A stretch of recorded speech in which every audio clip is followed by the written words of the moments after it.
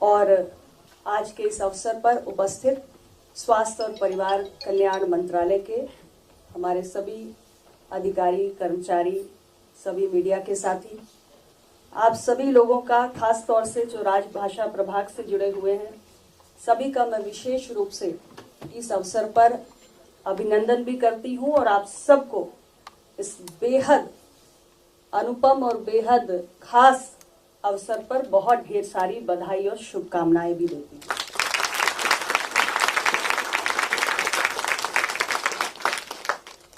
आज का ये दिन आप सभी जानते हैं, भारत की जो हमारी अपनी राजभाषा है हिंदी, उसकी वैश्विक पहचान को बढ़ावा देने के लिए और अंतर्राष्ट्रीय स्तर पर हिंदी की स्वीकार्यता और हिंदी का सम्मान और गौरव और कैसे बढ़े, इस पुनीत उद्देश्य के लिए समर्पित है।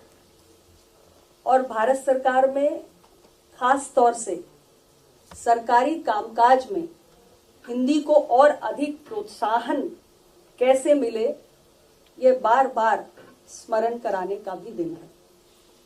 आप सभी सहमत होंगे कि निरंतर हिंदी की स्वीकार्यता, हिंदी की लोकप्रियता आज दुनिया भर में बढ़ रही है और विश्व पटल पर हिंदी की पहचान और हिंदी के प्रति लोगों का आकर्षण भी बहुत बढ़ा है। हिंदी आज केवल भारत में ही नहीं बोली जाती, यह तो सच है कि हमारे देश में एक बहुत बड़ा भूभाग है और अधिकांश आबादी की जुबान हिंदी है, लेकिन भारत के सीमाओं के आगे भी कई ऐसे देश हैं, हमारे पड़ोसी देश जैसे नेपाल, श्रीलंका, बांग्लादेश, पाकिस्तान, इसके अतिरिक्त फिलीपींस है, फिजी है, मॉरिशस है और ऐसे तमाम देश हैं जहां के आम जनमानस में हिंदी के प्रति आकर्षण बढ़ा है। बहुत बड़ी संख्या में भारत के बाहर रहने वाले दुनिया के तमाम दूसरे देशों की जनता भी आज हिंदी को सीखना चाहती है। और हमारे माननीय प्रधानमंत्री जी जिस तरह हर अंतर्राष्ट्रीय मंच पर कभी भी किसी विदेश के बड़े नेताओं से संवाद करना हो, किसी भी अंतर्राष्ट्रीय मंच पर अपने विचारों को, अपने उद्गारों को व्यक्त करना हो, हिंदी का ही उपयोग करते हैं। इसके चलते भी हिंदी के प्रति आकर्षण, हिंदी की स्वीकार्यता और हिंदी की लोकप्रियता में बहुत वृद्धि हुई है। हम सब के लिए ये अत्यंत गौरव का विषय है। हमारी अपनी भाषा को लिखना, पढ़ना, बोलना, ये हमारे लिए हमेशा ही गर्व का एक विषय रहा है। लेकिन बीते कुछ वर्षों में जिस तरह गैर जो हमारे भारत से इतर जो देश के लोग हैं हिंदी को सीखना चाहते हैं, उसके चलते ये गौरव का जो हमारा भाव है और भी अधिक प्रबल होता है। और इसलिए आज के इस दिन पर हम सबका ये दायित्व भी बनता है कि हिंदी की लोकप्रियता को, हिंदी की प्रतिष्ठा को, हिंदी के गौरव को, हिंदी के मान और सम्मान को और हिंदी के प्रयोग और चलन को और भी अधिक बढ़ाने के लिए हम जो भी प्रयास कर सकते हैं, हम मिलकर करें। हिंदी महज संवाद का माध्यम नहीं है। हिंदी एक ऐसा सूत्र है जिसने विविधताओं से भरे इस देश को एक साथ जोड़े रखने का काम किया है। इसलिए देश की एकता और अखंडता का आधार भी हिंदी भाषा है और हम सबके मान, सम्मान और गौरव का प्रतीक है। मुझे बहुत प्रसन्नता है कि इस अवसर पर जो विभिन्न प्रतियोगिताएं आयोजित हुई, उसमें आप सबने बढ़ चढ़ के भागीदारी सुनिश्चित की और आप सभी को आज यहाँ पे सम्मानित भी किया गया।